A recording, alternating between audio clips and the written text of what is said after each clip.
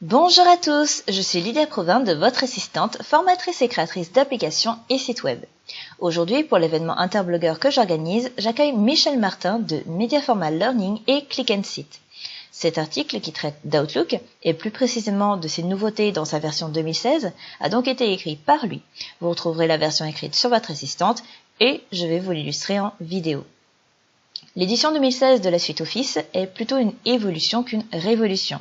Si vous étiez habitué à Office 2013 ou 2010, vous vous sentirez en terrain conquis dans cette nouvelle mouture. Cependant, quelques améliorations dignes d'intérêt font leur apparition dans les différentes applications de la suite. Dans cet article, nous allons nous concentrer sur l'application Outlook 2016. L'une des premières nouveautés consiste à forcer le mode tactile ou classique d'Outlook. Si vous utilisez Windows 10 sur un ordinateur tactile, dont le clavier est extractible, en Surface 3 ou 4 par exemple, la fonctionnalité Continuum de Windows détecte automatiquement la présence d'un clavier et d'une souris.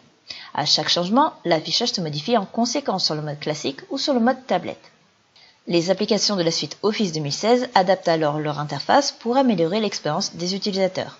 En mode tablette, les icônes du ruban et de la barre de navigation ont une taille plus importante qu'en mode classique afin de faciliter leur manipulation.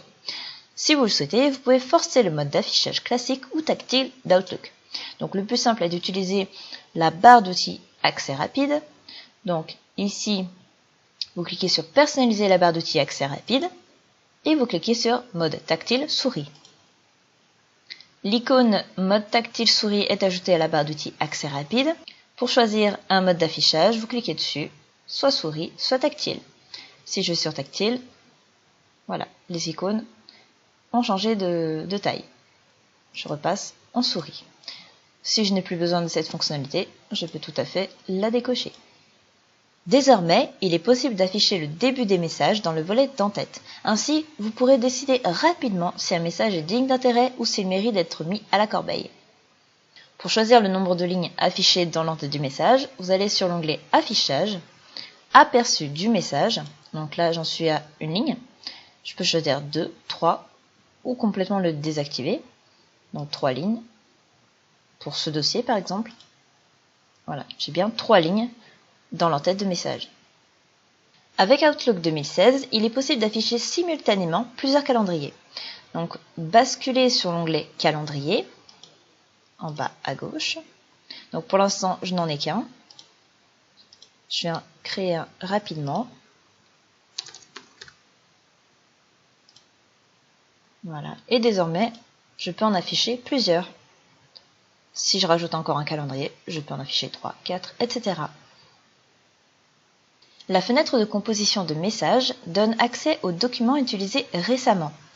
Donc, par exemple, si je veux insérer un document que je viens juste de modifier, je vais dans Insertion, Joindre un fichier, et là, pour l'instant, j'ai mes 4 derniers fichiers ouverts, que je peux facilement ajouter en tant que pièce jointe.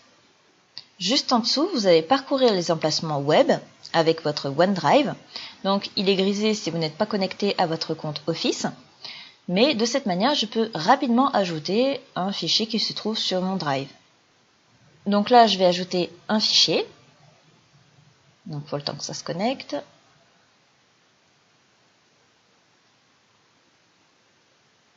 Voilà. Donc je crois que j'ai mis le document test. Voilà. Donc je l'insère. Il se retrouve bien en pièce jointe. Et alors, petite nouveauté, je peux cliquer ici et modifier les autorisations. Là, tout le monde peut modifier ou simplement tout le monde peut afficher. Pour terminer sur les nouveautés d'Outlook, il y a 2 petites fonctionnalités de recherche intéressantes. Donc, vous avez « Dites-nous ce que vous voulez faire » qui se trouve ici, qui d'ailleurs se trouve dans les autres logiciels de la suite Office également. Cette fonctionnalité est accessible dans la fenêtre principale et dans la fenêtre de conception de messages. Alors là, on va le faire dans une fenêtre de messages. Toujours dites-nous ce que vous voulez faire. Et on va lui dire image, pour insérer une image. Ah oui, alors par contre, je ne suis pas dans le bon champ. Je me mets dans celui du message. Je redis image. J'ai bien inséré une image.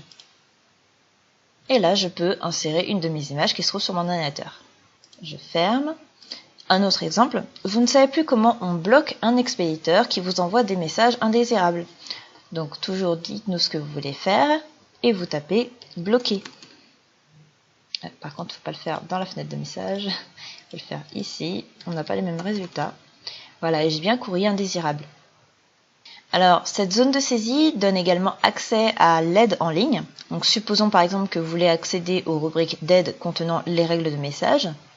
Donc, vous cliquez toujours dans cette petite zone et vous saisissez règles de message. Et là, vous avez obtenir de l'aide sur règles de message.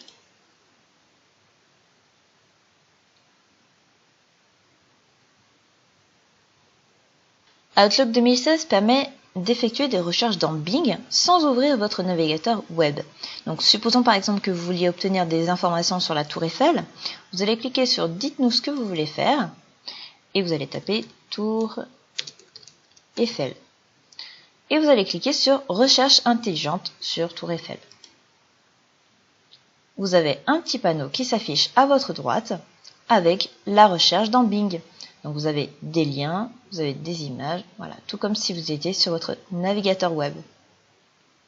N'hésitez pas à poser vos questions relatives à ce tutoriel en commentaire, j'y répondrai avec plaisir. Et si vous n'êtes pas encore abonné à la newsletter, il suffit d'inscrire votre prénom et votre adresse email, de choisir un mot de passe pour accéder à l'espace membre, de cocher là où les cases des logiciels dont vous souhaitez recevoir les articles, d'indiquer comment vous avez connu le blog et de cliquer sur « Je m'abonne ». Ensuite, validez le mail reçu afin que votre accès à l'espace membre soit validé et que vous puissiez télécharger gratuitement le mini-guide Office et Adobe, ainsi que le livre numérique Votre meilleure astuce pour gagner du temps, issu de l'événement Interblogueur auquel j'ai participé. Vous recevrez également tous les futurs articles du blog s'ils correspondent à vos choix. À bientôt sur votre assistante.